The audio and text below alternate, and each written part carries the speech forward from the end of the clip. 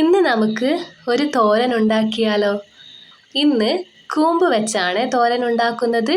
ഇത് സ്വാദിഷ്ടവും പിന്നെ ഒരു നാടൻ ഭക്ഷണവുമാണ്.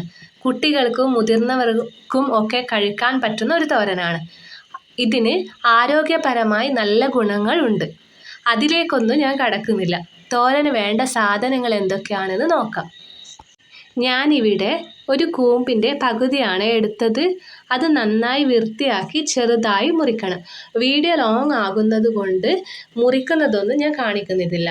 പിന്നെ ഒരു സവാള ചെറുതായി അരിഞ്ഞത്, 2 തണ്ട് കറിവേപ്പില, കുറച്ച് തേങ്ങ ചിരകിയത്, 2 പച്ചമുളക്, 4 അല്ലി വെളുത്തുള്ളി. ഇതും ചെറിയ കഷ്ണങ്ങളായി മുറിക്കണം. അല്പം മഞ്ഞൾപ്പൊടിയും ആവശ്യത്തിന് ഉപ്പും ചേർത്ത് കുഴക്കണം. ഇത് കൈകൊണ്ട് തന്നെ നല്ല രീതിയിൽ യോജിപ്പിച്ചെടുക്കുന്നതാണ് നല്ലത്. അപ്പോൾ തോരന് കുറച്ചുകൂടി സ്വാദ് കൂടും.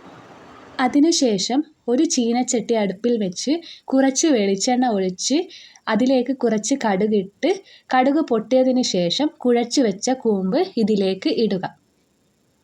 കൂമ്പ് മുറിച്ചിടുന്നതിന് കുറച്ച് സമയമേ ആവശ്യമുള്ളൂ. അതുകൊണ്ട് തന്നെ ഇത് എളുപ്പത്തിൽ ഉണ്ടാക്കാൻ സാധിക്കുന്ന ഒരു തോരനാണ്.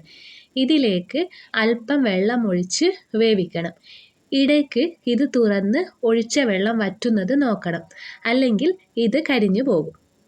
ഏകദേശം വെള്ളം വറ്റിയാൽ തുറന്ന് വെച്ച് വേവിക്കുന്നതാണ് നല്ലത്. നമ്മൾ ഷോപ്പിൽ നിന്നും വാങ്ങുന്ന മരുന്നടിച്ച പച്ചക്കറികളേക്കാൾ എന്തുകൊണ്ടും നല്ലതാണ് നമ്മുടെ വീട്ടിൽ തന്നെ ഉണ്ടാകുന്ന കൂമ്പ് വെച്ചുള്ള തോരനൊക്കെ.